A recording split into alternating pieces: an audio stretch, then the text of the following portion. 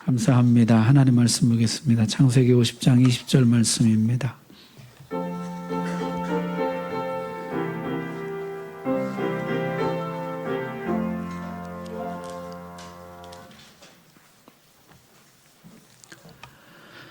하나님 말씀 봉독할 때 자리에서 일어나셔서 24절 한 목소리로 봉독합니다. 시작.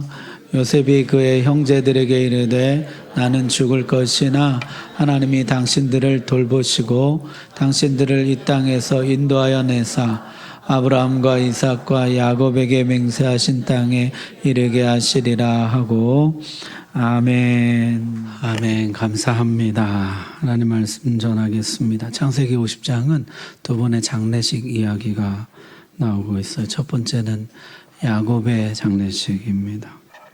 야곱이 죽었습니다. 요셉이 아버지 얼굴에 굽으려 울며 입 맞추고 그랬어요. 그 아버지 얼굴을 품에 안고 그 위에 몸을 던졌다 이런 뜻이거든요. 그 얼굴을 품에 안고 거기에 울며 그 얼굴에 입을 맞췄다는 것이죠. 아버지를 다시 만났을 때보다 더 울었습니다.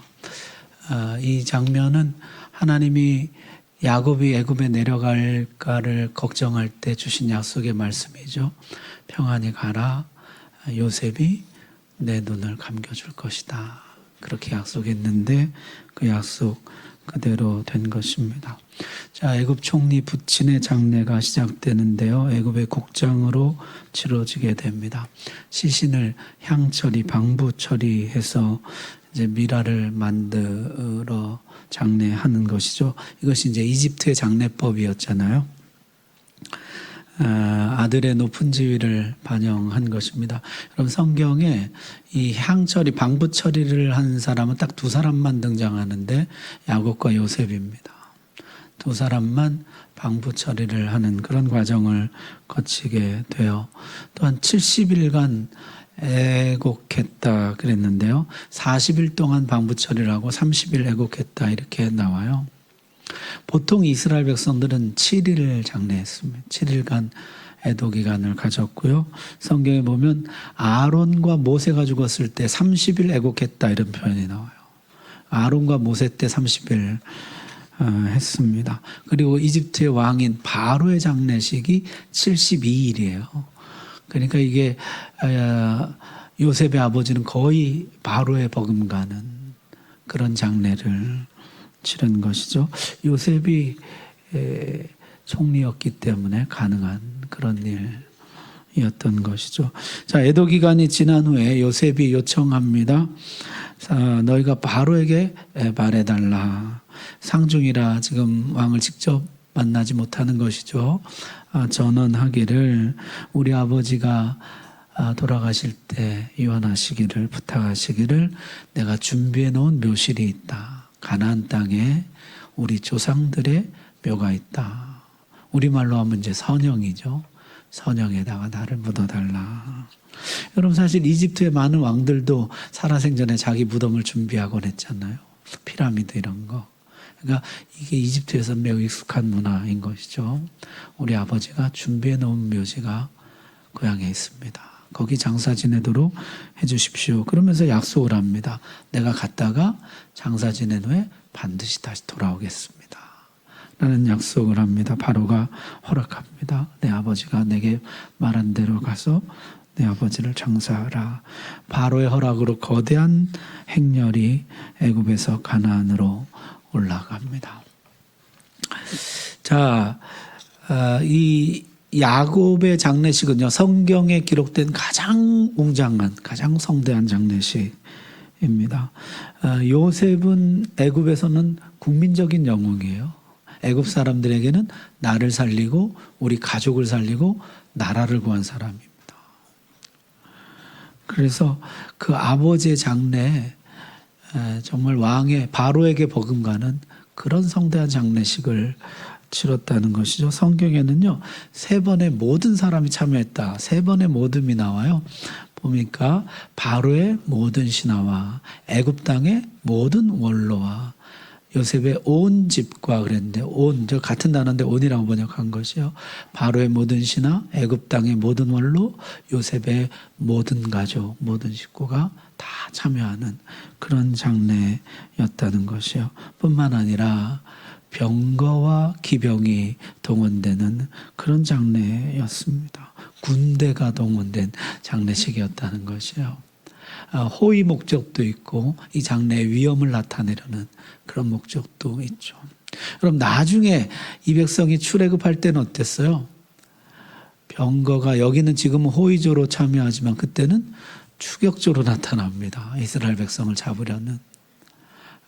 그때 하나님이 그들을 지켜 보호하시는 것이죠.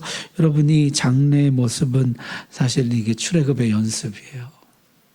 온 이 이스라엘 사람들이 모든 그랬잖아요. 모두가 참여해서 애굽 땅을 떠나서 약속의 땅으로 올라가는. 너희가 이렇게 올라가게 될 것이다. 바로의 허락으로 모든 야곱의 자손들이 하늘 군대의 보호를 받으며 약속의 땅으로 가게 될 것이다. 이 장래 행렬은 흡사 출애굽 예행 연습인 것이에요.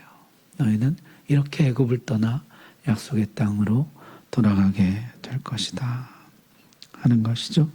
이 장래 행렬은요, 애굽 사람들과 가나안 사람들, 야곱 자손들에게 각인되게 됩니다. 먼저 성경에 보니까요, 이 모습을 가나안 사람들이 보고 굉장히 놀랐다는 것이, 이렇게 많은 애굽 사람들이 한꺼번에 이 거대한 행렬을 이루어서 올라와서 아단마당에 이르러서 큰 애통, 크게 울었다는 것이요. 그래서 애굽 사람의 큰 애통이라 아벨 미스라임이라는, 미스라임이 애굽입니다. 아벨은 애통, 슬픔이요. 애굽 사람의 큰 애통이다. 온 이스라엘 백성들이 나와서 이렇게 우는 그런 장면, 이것이 가나안 사람들의 마음에 뇌리에 각인됐다는 것이요. 자, 저 아단 마당의 위치는 알려지지 않고 있습니다. 어딘지 정확히 몰라요. 왜 저기서 7일간 애곡하고 헤브론으로 갔는지 정확히 알지는 못합니다. 그러나 신학자들은요, 아마 저기가 라헬이 죽은 곳이었을 것이다, 그렇게 생각합니다. 그래서 라헬이 죽은 거기에 7일간 애곡하고 이제 그 막벨라 골이 있는 헤브론으로 올라갔다는 것이죠. 여러분, 이 장면은요, 이 가나안 사람들에게 이게 각인이 된 것이요. 이 많은 사람들이 애굽에서 올라와서 약속의 땅으로 오는 거. 아니, 거기 장사하지 왜 여기까지 와서 장사 지낸대? 여기 저 사람들 땅이 있대. 여기 저 사람들의 묘지가 있대. 그게 이제 가나안 사람들에게 각인되었다는 것이죠. 자, 야곱 자손들에게도 각인되었을 것이요. 우리가 이렇게 올라간다는.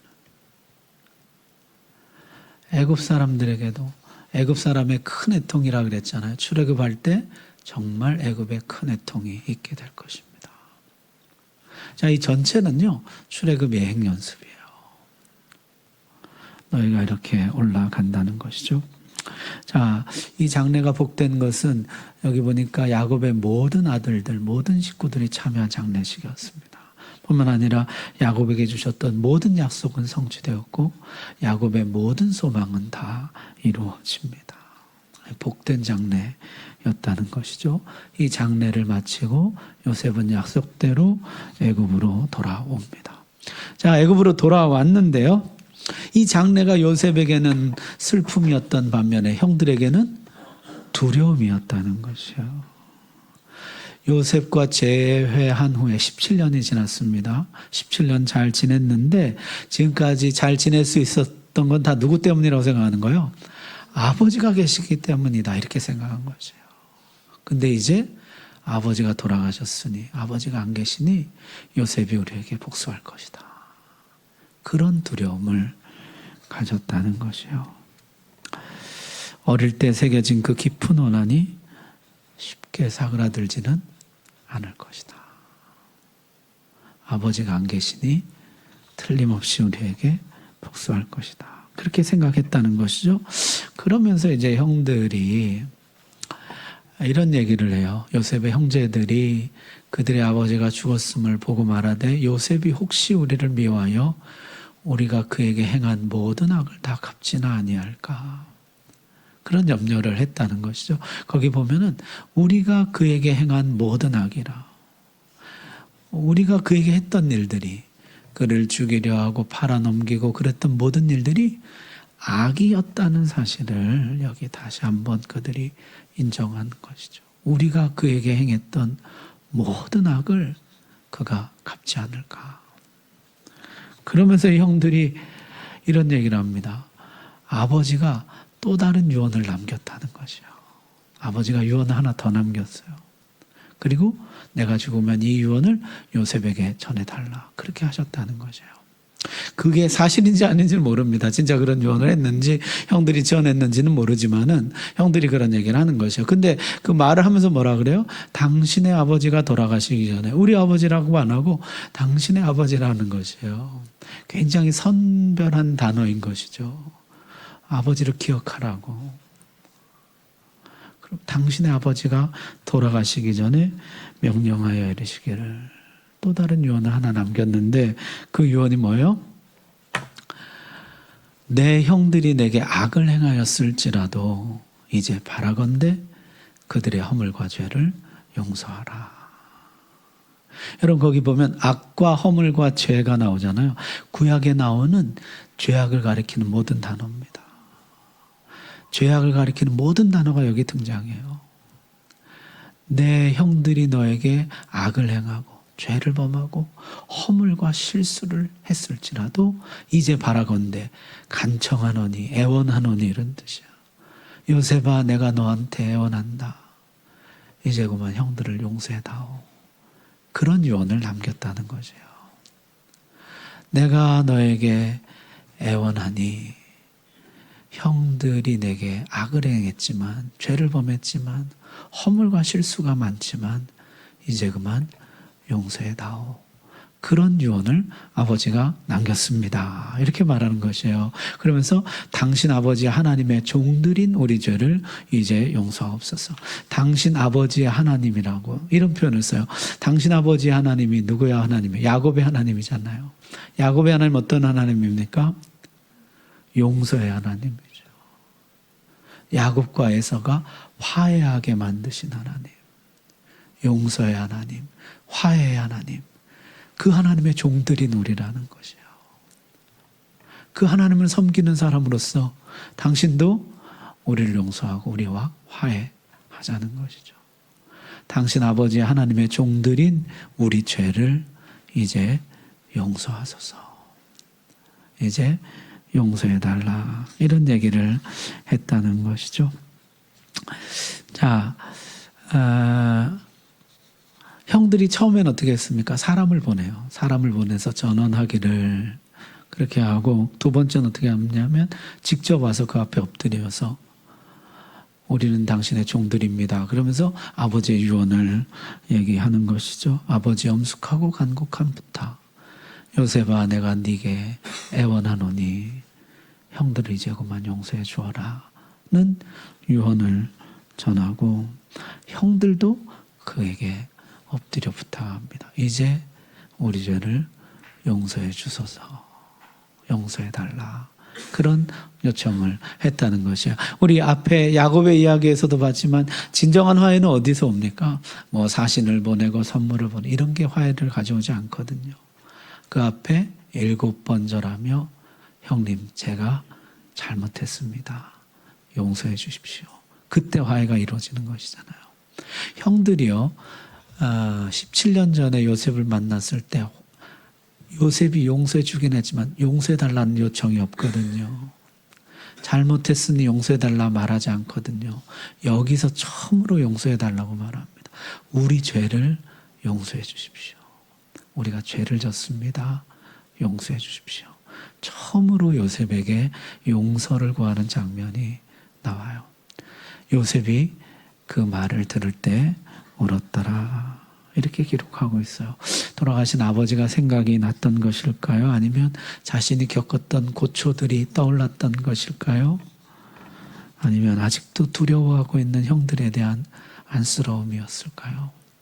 요셉이 그 형들의 말을 듣고 눈물을 흘렸다는 거죠. 그리고 나서 요셉이 대답하기를, 성경에 아주 요셉의 유명한 고백 등장합니다. 요셉이 그들에게 이르되 두려워하지 마소서. 그 다음 시작. 내가 하나님을 대신하리까. 아멘. 내가 하나님을 대신하리까. 나에게는 역사를 주관할 능력이 없습니다. 내가 하나님을 대신하겠습니까? 여러분, 이 말은 야곱이 했던 말인데 야곱이 라헬에게 했던 말이에요. 라헬이 나로 자식을 낳게 하라. 그렇지 않으면 내가 죽겠노라 그랬었잖아요. 그때 야곱이 내가 하나님을 대신하겠느냐. 생명의 주권은 오직 하나님께 있는데 내가 어떻게 하나님을 대신하겠느냐. 그런 얘기를 했었거든요. 야곱은 사실 하나님을 대신하려다가 많은 고생을 했었죠. 내가 하나님 대신하겠느냐. 그런데 여기서 요셉이 형들에게 역사의 주권은 하나님께 있으니 내가 하나님을 대신하겠습니까? 야곱은 하나님을 대신하려다 많은 고생을 한 반면에 요셉은 하나님을 대신하려 하지 않습니다. 생명의 주권, 역사의 주권, 모든 것이 하나님께 있으니, 나도 하나님께 있으니 내가 하나님을 대신하겠습니까? 내가 하나님의 관점을 수용합니다. 내가 하나님의 마음을 받아들입니다. 내가 하나님의 설계를 침해할 수 없습니다. 내가 하나님의 주권을 침범할 수 없습니다. 내가 받아들입니다. 그런 얘기를 한 것이죠. 요셉이 여주인에게 내가 하나님 앞에서 어찌 간음을 행하여 범죄하리까 했던 것처럼 요셉이 형들에게 내가 하나님 앞에서 어찌 복수를 행하여 범죄하리까. 내가 하나님을 대신하지 못합니다. 그런 이야기를 했다는 것이요. 자, 여러분들은 어떠세요? 우리가 용서하지 못하는 이유가 무엇입니까? 우리가 하나님을 대신하려고 하기 때문이에요. 대신 벌을 주고 대신 정의를 세우려고 우리가 그렇게 용서하지 못하고 응징하려고 하는 것이죠. 합당한 벌을 내리려고 하는 것이요. 벌 주고 정의를 실현하는 것은 하나님이 하실 일이고 우리가 할 일은 용서하고 받아들이는 것입니다. 그러면 정의는 어떻게 되느냐? 여러분, 이 명령을 정의 하나님이 하고 계신 것이에요. 정의는 내가 세우는 것이니 너희는 서로 용서하고 사랑하여라. 하나님을 대신하려고 하지 말아라. 자, 그렇게 하고 요셉이 그 다음에 형들의 악한 계획을 이기신 하나님의 선한 계획에 대해서 이야기합니다. 20절 말씀. 당신들은 나를 해하려 하였으나 하나님 그것을 뭘로 바꾸셨어요? 선으로 바꾸사 오늘과 같이 많은 백성의 생명을 구원하게 하시려 하셨나니. 당신들의 악한 계획을 하나님이 어떻게 해요? 선한 계획으로 바꾸셨다는 것이요. 당신들의 악한 계획을 하나님의 선한 계획이 이기셨다는 것이요. 이 형들의 계획은 죽이려는 계획이었죠. 그러나 하나님 그것을 뭘로 바꿔요? 살리려는 계획으로 바꿉니다. 요셉을 살리고 오늘과 같이 많은 백성의 생명을 살리는 계획으로 바꾸신다는 것이요. 사람의 죽이려는 계획을 하나님이 살리려는 계획으로 바꾸신다는 것이요. 여러분, 이런 예는 성경에 있죠. 사울이 다윗을 죽이려고 계획합니다. 그러나 하나님 그것을 어떻게 해요? 다윗을 살리는 계획으로 바꾸시거든요. 광야 기간을 통해서 다윗을 낮추시고 다윗을 살리는 계획으로 바꾸시더라는 것이요. 여러분, 사람의 악한 계획과 하나님의 선한 계획이 충돌할 때 하나님의 선한 계획이 능히 사람의 악한 계획을 이기는 줄 믿습니다. 하나님의 선한 계획을 신뢰하십시오. 사람의 악한 계획을 들었다고 알았다고 거기 너무 파르르 하지 마시고 거기 휘말리지 마시고, 사람의 악한 계획이 하나님의 선한 계획을 이기지 못합니다. 하나님의 살리는 계획, 하나님의 선한 계획, 그것이 결국에 이기게 될 것이에요. 하나님의 선한 계획을 나는 신뢰합니다. 이 요셉이 그렇게 말하는 것이에요. 그러면서 뭐라 그래요? 내가 당신들뿐만 아니라 당신의 자손들까지도 돌볼 것입니다. 그런 약속을 해요. 확답을 주는 것이죠. 내가 당신들만 돌본 것이 아니라 당신의 자손들까지 내가 다 돌보겠습니다. 당신의 현재와 미래까지 내가 돌봐주겠다. 그렇게 하고 형들을 간곡한 말로 위로했다는 것이요. 간곡한 말이라 번역했는데 친절한 말로 이야기한 것이죠. 여러분, 이 이야기, 요셉의 이야기 처음에 생각나세요? 형들이 요셉에게 친절하게 말할 수 없었더라. 그렇게 이 이야기는 시작되거든요.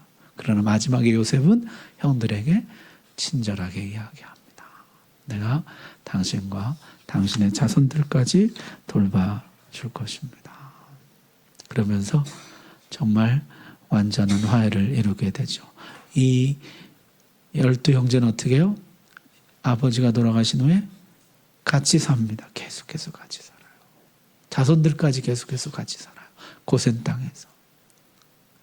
여러분, 아브라함의 두 아들은 어땠습니까? 갈라집니다. 이삭의 두 아들은 어땠습니까?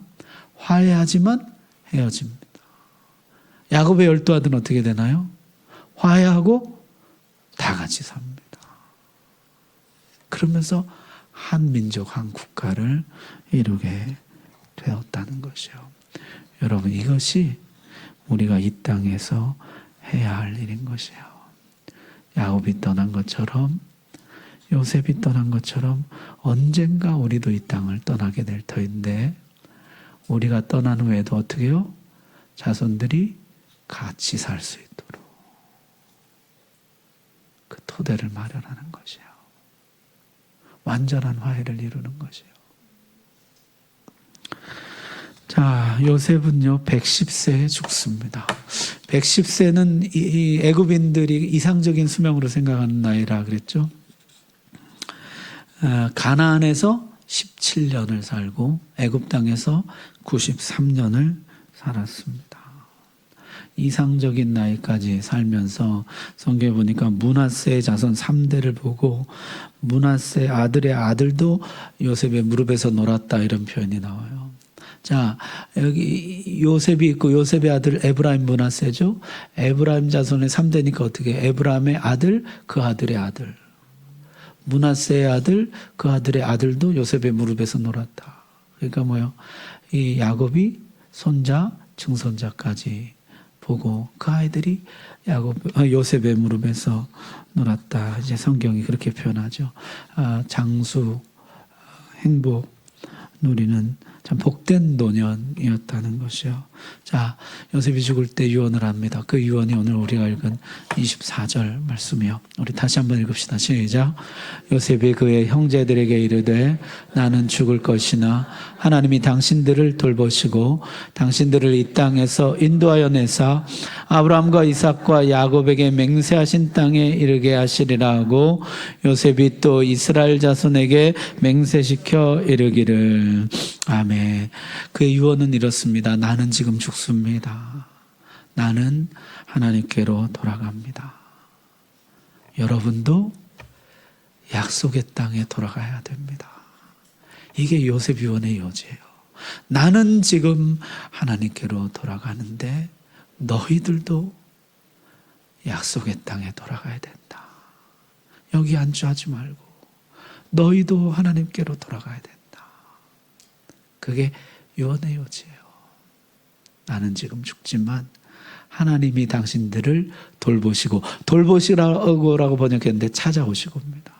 하나님이 너희들을 찾아오시고 너희들을 이 땅에서 인도하여 내사 아브라함과 이삭과 야곱에게 약속하신 땅, 맹세하신 땅에 이르게 하시리라. 하나님이 너희를 거기로 인도해 주실 것이다. 그렇게 이야기했다는 것이죠. 따라서 너희는 이 애굽 땅에 안주할 생각하지 말고, 안주할 마음이 들 것이에요. 애굽 땅이 가나안 땅보다 훨씬 살아가기 좋습니다. 그 고센 땅 나일강 삼각주예요. 그 로마의 곡창지대라고 불리는 정말 좋은 땅이거든요, 나중에. 그러니까 거기에 정착하기 쉬울 것이에요. 그러나 너희는 기억해야 된다. 약속의 땅에 돌아가야 된다. 그러면서 이 요셉이 맹세를 시켰다는 거죠. 하나님이 맹세하신 땅, 하나님도 맹세하셨으니 너희도 하나님께 맹세하라는 거죠. 우리가 그 땅으로 돌아가겠습니다. 하나님은 뭘 맹세하셨어요? 그 땅을 주리라 맹세하셨고, 우리는 그 땅으로 돌아가겠습니다. 맹세하라는 것이요. 자, 그 유언을 마치고 요셉은 죽습니다. 히브리서 11장을 믿음장이라고 부르는데요. 이 믿음장에서 요셉의 믿음을 한마디로 이렇게 요약해 주고 있습니다. 우리 같이 한번 읽겠습니다. 시작. 믿음으로 요셉은 임종시에 이스라엘 자손들이 떠날 것을 말하고 또 자기 뼈를 위하여 명하였으며. 아멘. 여러분, 요셉의 믿음이 많이 있어요. 그 어린 나이에 팔려왔음에도 믿음을 잃지 않고 자신을 지켰던 어떤 신실한, 복수하지 않고 그 자신에게 맡겨준 일을 감당하고 그 꿈을 지키고 꿈을 이루어가는 어떤 신실함, 영적인 예지, 그 모든 것들 요셉에게 있어서 믿음이라고 할 만한, 여주인에게 유혹되지 않음, 끝까지 자리를 지킴, 어떤 이런 훌륭한 믿음의 요소들이 많음에도 불구하고 히브리서는 그의 믿음 중에 최고의 믿음을 뭐라고 본 것이에요? 임종시에 이스라엘 자손들이 떠날 것을 말했다는 것이에요. 너희가 여기 안주해서는 안 된다. 여기를 떠나야 된다. 하나님께로 돌아가야 된다. 약속의 땅에 돌아가야 된다. 그게 최고의 믿음이라는 것이에요. 요셉의 인생에 좋은 믿음의 요소가 많지만은, 그러나 요셉 인생의 최고의 믿음은 여기 안주하지 말고 하나님께 돌아가야 된다. 약속의 땅에 돌아가야 된다. 그것을 인식하고 그것을 명령하고 그것을 가르친 것. 그게 요셉 최고의 믿음이었다. 그렇게 말씀하고 있는 것이요. 자, 인생은 하나님께 돌아가는 연습이라. 그것을 믿고 가르친 것. 그게 요셉의 믿음이에요. 성경이 칭찬하는 요셉의 믿음. 자, 요셉이 110세에 죽고 미라 처리됩니다. 향 처리, 방부 처리를 하고 애굽에서 입관을 하죠. 나중에 출애굽할 때 이 유언을 기억했던 자손들이 어떻게 하죠? 모세가 요셉의 유골함을 가지고 나갑니다. 그래서요, 이 광야에서 이 이스라엘 백성들 행진을 보면 맨 앞에 항상 뭐가 있는 것이요? 요셉의 유골함과 법궤가 있는 것이에요. 이 두 개가 광야 생활 내내 줄곧 앞장서는 것이요. 사람들이 묻습니다. 어떻게 죽음의 궤와 생명의 궤가 함께 있는가? 답, 저 죽은 자는 이 생명의 말씀을 완수하였다. 저 죽은 자는 이 생명의 말씀을 그대로 지켜내었다.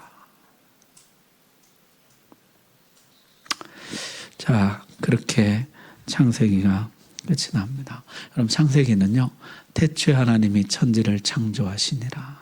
모든 것이 하나님께로부터 나왔다로 시작해서 모든 것이 하나님께로 돌아간다는 것으로 끝이 납니다. 아브라함도 하나님께 돌아가고, 이삭도 하나님께 돌아가고, 야곱도 하나님께 돌아가고, 요셉도 하나님께 돌아간다. 모든 것은 하나님께로부터 나와서 하나님께로 돌아간다는 메시지를 우리에게 주고 있는 것이에요. 인생은 돌아가는 연습인 것입니다. 하나님께로 돌아가는 연습. 자, 요셉의 믿음대로 유언대로 하나님이 반드시 너희를 찾아오실 것이다. 그랬는데 정말 찾아오셨습니까? 찾아오셨죠. 하나님 이 백성들을 찾아오셔서 이 백성들을 약속의 땅으로 인도해 가셨습니다. 오신다고 하신 하나님은 반드시 오십니다. 여러분, 메시아로 오시겠다고 하신 하나님은 오셨습니까? 오셨죠. 아기 예수로 오셔서 죄악에서 우리를 건져서 우리를 천국으로 인도해 주셨습니다. 오신다고 하신 하나님은 반드시 오십니다. 우리에게 한 가지 약속이 더 남아 있어요. 다시 오신다고 하신 하나님, 다시 오실까요? 오신다고 하신 하나님은 반드시 오시는 줄로 믿습니다. 그것이 우리의 소망인 것이에요. 하나님은 반드시 오신다. 오신다고 하신 하나님은 반드시 오신다. 그 소망을 가지고 어떻게 해요?